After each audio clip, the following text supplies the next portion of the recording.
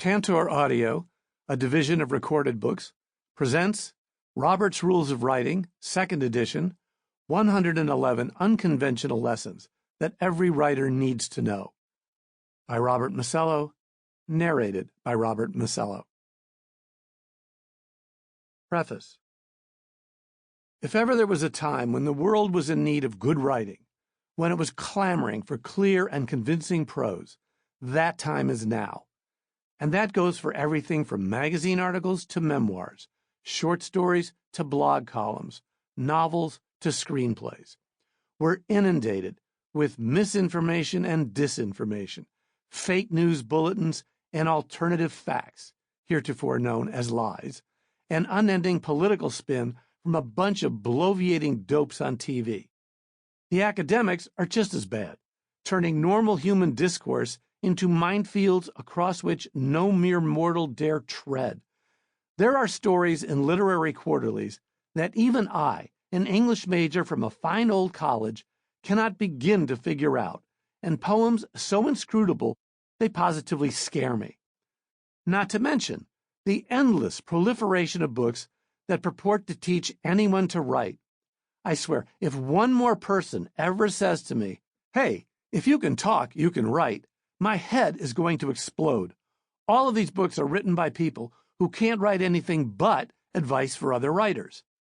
So where do I get the nerve to add yet another book on writing to this already groaning shelf? Well, call it hubris, call it the need to unburden myself after a long and reasonably successful run at this, call it the altruistic desire to impart what I've learned the hard way after writing over 20 novels and nonfiction books, thousands of articles and essays for major magazines and newspapers, and episodes of popular TV shows that I myself, to be perfectly frank, would never have watched. What I'm not going to try to do in this book is untangle the thorny knots of grammatical construction. A dependent clause can only take the subjunctive case when preceded by a dangling participle. Nor am I planning to offer a cheerleading session assuring you that every word you write is a pearl. Mine aren't either. This is instead a kind of tough love, the distillation of all the rules that professional writers, those of us who do this for what passes for a living, have figured out over the years. The straight and simple rules that address and smooth over the routine difficulties that we all face, whether we're working on a mystery novel or a movie script, a personality profile or a first-person essay, a magazine piece or an epic poem. Some of these rules, let me warn you, are provocative, controversial, counterintuitive. You may even want to duke it out with me over some of them, and that's okay, since you don't know where I live. I hope. But you've just got to trust me when I say that these rules have proven themselves over time to be of great practical use to many writers of all stripes and all abilities. I know that they have been to me, which is why I'm calling them, wait for the big reveal, Robert's Rules of Writing. Rule 1. Burn your journal. Just about every writing book I know says writing is a muscle that you have to regularly exercise and keep in use, and that if you don't know what to write, you shouldn't let that stop you. You should just start keeping a journal and writing down at random all your thoughts and ideas. In my book, this one to be exact, that's almost always an immense waste of time and paper. The only muscle you'll exercise by keeping a journal is your hand, and for that, you'd be better off jumping rope. If you feel like keeping a journal, something that neither you nor anyone else on earth will ever want to read, by all means, be my guest. But if you want to write something that may eventually see the light of day, that a magazine might buy, a publisher publish, or a producer produce, then you'll have to knock off the journaling and do the grunt work that real writing requires. 9 out of 10 struggling writers get stuck right there. Instead of confronting all the very real problems that any book or article or story poses, they retreat to those blasted journals on the theory that they're loosening up their artistic tendons and free associating their way to fresh ideas. All they're really doing is keeping the manufacturers of those fancy blank books, the ones that uselessly clutter up the shelves at your local bookstores, in business. All too often, writing in a journal is just a stall, a waiting game, a way to tell yourself that you're working when you're not, that you're doing something of value when you're just using up paper, that you're a writer when in fact you're just going through the motions of one. Look at me. I had blank paper in front of me, and now it's filled with words. Anyone can do that anytime. The hard part of writing isn't scribbling words on a page. The hard part is scribbling words that mean something, that make sense, that build a narrative or lay out an argument, that construct a scene or articulate a position. It's not about how many pages you can cover with ink in a day. In some cases, a good day's work might be a couple of paragraphs. But if those 2 paragraphs are right, then they're a lot more valuable than 10 or 20 pages of idle burbling. Writing takes deliberation and thought, craft and commitment.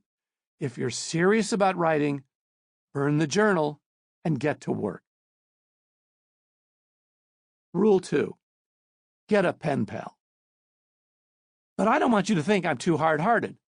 I know what it's like to be stuck, to have the urgent desire to write, but nothing particular to say just now. That's usually when those alluring journals come out. But try this. Instead of writing the stream of consciousness twaddle that generally fills those blank pages, try this instead. Write a letter to a friend. Writing has to have a purpose. It's meant to communicate something to someone. And if you're not ready to write for the general public, many times we're not, then try writing for a very specific audience, one that you know will be happy to hear from you. People are so astonished to get letters these days, you might want to send a text in advance to warn them that one is on the way, lest they keel over in shock. If you must, you could even make your letter an email. But there's something about the ephemerality of emails, or texts and tweets for that matter, that virtually cries out for sloppiness and imprecision.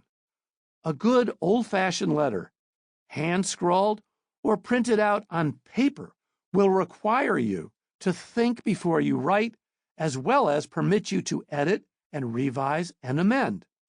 All the things, in other words, that honest-to-God writing makes you do. It will also put you in touch with a lot of important things. For one, your ideal audience. Much of the time, writers are stuck because we can't figure out who we're writing for, or because we've started imagining our audience as an indifferent, even hostile crowd, a bunch of critics just waiting to take their shot at us. Writing to a friend will remind you that there are nice folks out there, folks you like, and who like you back, who would be delighted to hear what you have to say. Writing a letter can also remind you, in case you'd forgotten, what it is that you actually have to say. Look and see what flows from your flying fingertips or your scribbling pen. Are you seeking comfort for a broken heart? Are you telling a funny story about the perfectly awful job interview you just went on? Are you ranting about the next-door neighbors who barbecue meats of unknown origin? Whatever it is, that's what you're thinking about. That's what's on your mind. And if you wanted to, that's what you could be writing about for others too. The dismal job interview could work as a humor piece for a local paper. The cookout kings next door could become characters in a screenplay. The broken romance story might be right for the modern love column in the New York Times. Though the odds of capturing that particular holy grail are, I'm told, astronomical. I have the rejection letters, rejection emails, to prove it. But because you are writing now with a purpose and a person in mind, instead of just sprawling all over a journal, you're paying attention, the way you should, to everything from pace to clarity. You're writing to interest and even, with any luck, entertain the friend who's going to receive this letter in a few days. And secretly, you're looking forward to the reaction your words are going to get. However limited it may be, writing a letter is a form of publication. Next time, you can go after a bigger and paying crowd. Rule 3. Throw out your thesaurus. How many times, when you're telling a story at a party, do you stop dead to search for a bigger, better, or more impressive word than the one you were just about to utter? Unless you were determined to lose your audience, probably not very often. So why would you do it when you're writing? The best writing is the writing that flows naturally and without delay or hesitation from the mind of the writer. It's writing that appears to have come effortlessly, however much effort actually went into it behind the scenes. It's writing that sounds like its author, you, and that uses your rhythm, your sensibility, and your vocabulary. The minute you pick up a thesaurus, you've muddied the waters. Into the clear running stream of your prose, you've introduced an oil slick. Nothing sticks out in a piece of prose like the words you've plucked from those long lists of synonyms, each one more obscure than its predecessor. Thesaurus words are words you would never use on your own. The fact that you had to resort to the thesaurus just to find them proves it. They aren't words that come readily to your mind or that rest comfortably in your working vocabulary. Suddenly, you start sounding pompous or precious. It's as if you've swapped your customary Hawaiian shirts and shorts for a three-piece suit and a watch fob. If you think people won't notice the change, think again. The voice you write in is the voice your reader hears and ideally grows to trust. It's the voice the reader becomes accustomed to, the one that makes a sort of pact between the two of you. When you stop writing with your own words, the words that you would or could summon up on your own, then you break that pact and you propel the reader out of your world and straight into Mr. Roget's. It's no different than if you were writing fiction and you put into a character's mouth words that the character could never have conjured up on his own. If you wrote about a high-fashion editor and had her barking like a short-order cook, or a stevedore sounding like a diplomat, you'd be shaking your reader's belief, not only in the character, but in the entire fictional world that the character inhabits. Whatever it is you want to say in your work, find a way to say it, not in words you've borrowed for this special occasion, like some rental tuxedo, but in words you already own, words that are already hanging in your closet. Those are the words that you'll be most comfortable wearing and that your readers will recognize you in. Rule 4. Zip the lip. Ever notice how, when an interviewer asks an author about his next project, the author gets very evasive? Oh, I'm just noodling with a couple of things right now, or, well, I hate to jinx anything by talking about it too soon. Take an important cue from this. Professional writers know that the more you talk about something you're planning to write, the less likely it is that you will ever write it. A book is like a steam engine, and the more you talk about it, the more you lower the internal pressure that's needed to make the thing run. All the energy that should be going back into the book is being squandered in talk and dissipated in the air. If people do ask what you're working on these days, it's perfectly all right to say you're taking a shot at a murder mystery, a biography, a memoir of your curious years as a button man for the mob, because if you try to dodge the question altogether, you'll look snooty. Oh, look at Mr. Fancy Pants here, thinks he's too smart for the likes of us, or you'll look just plain rude. But if you talk too much, you'll get into trouble. Either you'll start going on about the subject of your book until your friends are bored to tears, and trust me, they're bored in 3 minutes, or, and this is even more dangerous, you'll go on about it until you begin to get bored yourself. There's nothing like hearing a story told over and over again to take the zest out of it for you and everybody else. In every book you write, there will be things you discover only along the way, points you suddenly want to make, themes that slowly emerge, stories that take surprising turns. But the place to discover these things is on the page as you write, rather than at some cocktail party where the best you can do is jot something down on a napkin and hope, when you fish the darn thing out of your pocket the next morning, that it isn't hopelessly smudged and illegible. Carry the book you're writing in your imagination, but keep your mouth closed. That way, nothing that belongs to the book will escape. No image will fade from overexposure, no dialogue will become rote, and no shocking twist will lose its full impact. Sealed in its original container, your head, your work will retain all of its freshness and flavor. Rule 5. Call out the thought police.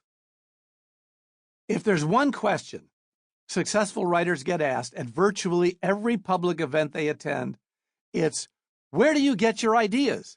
As if they could tell you, oh yeah, there's this great little shop on the corner of Lexington and 23rd, but go early because the best ideas are gone by 10. Oh man, if only there were such a shop. The line would be around the block, and frankly, I'd be camped out at the head of it. No, the best place to get ideas for articles, essays, books, stories, scripts is much closer to home than that. It's your own head, if only you will learn to pay proper attention to what's going on in there. Sure, you can sit down to the legal pad in your lap, shut your eyes, press your hands to your temples, and bid the ideas to come. But that probably works as well as guessing the right lottery numbers. With something as ephemeral as ideas, intense concentration can sometimes prove to be more of an impediment than a help. Meanwhile, all day long, every day, great notions are flowing right by you, but just under your radar. Where are they? What are they? They're in the thoughts you're thinking as you drive to work, or as you sit on the bus observing your fellow passengers. They're crossing your mind while you have dinner with friends, and somebody says something that makes you laugh. They're in the tub with you as you lie back with your head on the cold porcelain rim and wonder what your colleague really meant by that weird remark at work. All day long, like a radio that's never turned off, your mind is broadcasting your interests, your obsessions, your worries, your fears, your deepest concerns. And these are the raw materials from which you will build your most effective work. They're the things that please and plague you, trouble and tempt you, the things that get your sympathies engaged, your temper aroused, your sense of humor tickled. But because you're doing something else at the time, because you're not actually in the working mode, you're not paying attention, and you're not giving these thoughts their due. In fact, half the time, you're trying to banish these thoughts. So what, for instance, if a third girlfriend in a row has just broken up with you for no reason you can discern? You tell yourself to forget about it and think about something more constructive, like your stock portfolio. But your thoughts, undoubtedly, keep returning to that sore point. What is it, you wonder, that women really want? Is it even remotely possible that you are doing something wrong? Should you not have suggested that she throw out everything in her closet and replace it with all those catalog items you had so helpfully flagged with colorful Post-it notes? Was that insensitive? Here's your material. Here's your mother lode. Here's something you feel strongly about, even if your chief emotion is confusion. And this is where you'll find your most successful stories and essays. When you sit at your computer, hell-bent on coming up with some important concept, you are asking for trouble. Before you know it, you will be jotting down big themes like man's inhumanity to man, or intractable problems like the proliferation of motorized scooters on our city sidewalks. That's all fine if you're on the editorial staff of some newspaper, but for the rest of us, that kind of material is dead on arrival, killed by noble intentions. Meanwhile, the stuff you scorn, the quotidian chaff that your mind keeps turning over and over, is where your fortune lies. Let the big themes emerge, if they will, from the everyday questions, the Sturm und Drang of your daily existence, from the stuff with which you are, for good or ill, consumed. Pay attention to what's playing in your head at any old time of the day, and don't be so quick to dismiss it. You could be passing over your most fertile ground, the soil from which your best work might, with a little sunshine and water, one day grow. Rule 6. Don't overinflate the balloon. Attuning your antenna to the mundane is also a good way to ward off another affliction. The problem is an insidious one, and its seeds are usually sown in high school when a teacher innocently asks, "And what does the white whale really stand for?" Or, "Why does Holden Caulfield dream of being a catcher in a field? And why, specifically, a field of rye?" The disease is called symbolitis, and the further down that road you go, the more confused you and your writing will become. When we study literature, and I mean that with the capital L, we learn to comb over the text with a magnifying glass, looking for everything from religious iconography in Steinbeck to the metaphorical meaning of the paint factory in Ralph Ellison's Invisible Man. We're looking at everything on the page to see what else it might mean off the page. Is it by chance or design that a snake is seen in the swimming hole? Does the protagonist have the initials JC, as in Jesus Christ, for a reason? Does the scarlet letter have to be read? Before you know it, you start to think that that's how writers write, that they start out with some elaborate blueprint of mystical clues and meanings, which they cleverly embed and embroider in a narrative expressly designed and buttressed to carry the extra weight, when, in fact, they seldom do anything of the kind. Writers write a story, not a theme. They write about things, not symbols, and characters, not icons. They write dialogue, not polemics. At least the good ones do. If symbols and themes emerge from the text, they only do so later on, and in most cases, without the author even having been aware of them at the time he or she was writing. I know this is heresy in the eyes of the academic establishment, which sustains itself by foraging for such truffles. But if you ask me, much of what passes for literary analysis is about as reliable as astrology and reveals a deep incomprehension of the creative act. If you were actually to set out with a symbolic and/or thematic edifice in mind, then you would have been better off becoming an architect than an author. A book is not an erector set. And it isn't an enemy code either, which you would need the Enigma machine to decipher. Without getting too fundamentalist about it, it's the words in black ink on the white page. That's what you as a reader read, and that's what you as an author write. If you let things be what they are and write about them faithfully and true, then you've done your job. And maybe, if you've done that job profoundly enough, you will have illuminated some greater truth or design.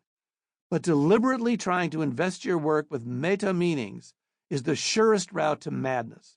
The more you inflate your writing, the sooner it will pop like a great big empty balloon. Rule 7. Skip the Starbucks. For many writers, nothing goes better with a laptop than a double cafe mocha at the closest Starbucks. And there are 3 of them on my street alone, not to mention half a dozen other such establishments, where almost every table is occupied by another earnest scribe. The theory behind the Starbucks School of Writing, to which countless aspiring writers subscribe, is simple. You'll do your best and most concentrated work when you're out of the house and losing yourself in a crowded cafe, surrounded by deafening cappuccino machines, swinging doors, and tiny tables jammed with equally striving strangers. Of course, the theory is wrong. What you really get out of a trip to Starbucks is a nice caffeine buzz and the heady impression that you've been working when in fact you haven't. Starbucks is where writers go who want to be seen in the act of creation, who treat writing as if it were some kind of performance art. They want to be admired. They want to be soothed by the ambient noise and the occasional glance from an attractive patron. They want to be asked, "What are you working on?" so they can sit back and talk about it. Or scowl, importantly, and say, "Sorry, I can't be disturbed right now."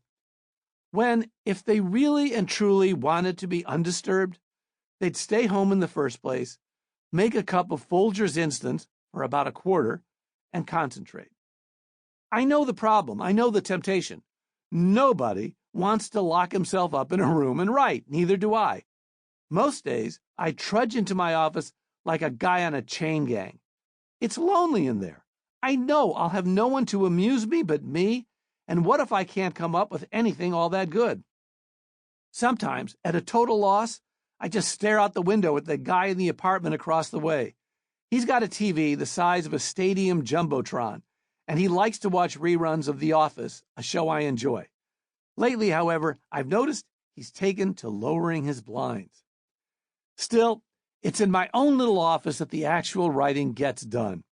In solitude, in silence, with no cappuccino machine anywhere in sight, and no living witnesses to the act of creation. When I do go to Starbucks, and I'm a sucker for those pumpkin-flavored drinks they serve in the fall, it's to reward myself for having done a good day's work at home. And instead of bringing my laptop, I carry the New York Times book review so I can check out what the best-selling writers are up to and mutter dark conspiracy theories about how I've been unfairly overlooked. Rule 8. Take the Zoloft.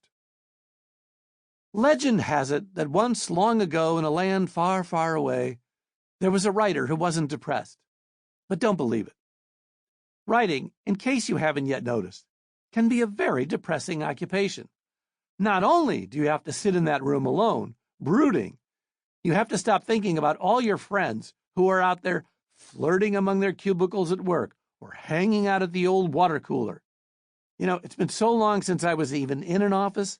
Have water coolers gone the way of IBM Selectrics, once the apotheosis of writing machines? If you weren't depressed when you started, trust me, you will be by the time you're done. Now, a lot of people are under the impression that if they mess with their mood, they'll also mess with their art. Keats was depressed. Plath was depressed to the point of suicide. Virginia Woolf was depressed. Ditto. Hemingway was depressed. Ditto again. William Styron was depressed and wrote a very moving book about it called Darkness Visible. Bleakness of spirit is just the price you pay for artistic fulfillment and creativity. Right? Wrong. Depression can be crippling, making you unable even to sit at the keyboard or lift the pen, or it can be milder and chronic, what's called dysthymia. But either way, it's not helping your art, it's hurting it. It's sapping your confidence, disturbing your sleep, laying waste to your energy reserves. It's not the wellspring of your genius and creativity. It's the sump pump sucking your happiness and productivity down the drain. True, lots of writers for time immemorial have managed to work through it, but at what a terrible cost to themselves and the people who have to sit down and share a kale smoothie with them in the morning. Could that kale smoothie, however, be part of the problem? Nor is depression all that picturesque. I know it's easy to believe that you have to suffer for your art. Aren't creative types supposed to wear a lot of black and fly into a temper now and then? Aren't they duty-bound to be prickly and difficult? Not really. While it's a commonly held impression of the artistic temperament, I defy you to show me the manual that absolutely demands it. So if you're in a bad way, take whatever antidepressant your medical professional may have prescribed. Or, and this is even simpler, just get out and see some friends. Catch a movie. Go to a ball game. Don't fear, as many writers do, that if you start having some fun and enjoying yourself, you'll somehow take away from your art. You won't. Your work will get better. You'll produce even more of it, and your loved ones won't be quite so sorely tempted to pack their bags and leave you in the dead of night. Rule 9. Lose the muse. Of all the ways writers find to waste time, waiting for the muse to show up has to be the most common and fruitless of them all. So if you're waiting for her to, stop it right now. The muse, the embodiment of inspiration, usually portrayed as a comely woman loosely draped in a diaphanous gown, is what every writer longs for. But come to think of it, do women writers dream of hunky Highlander types in loose kilts instead? I'm just asking. Sample complete. Ready to continue?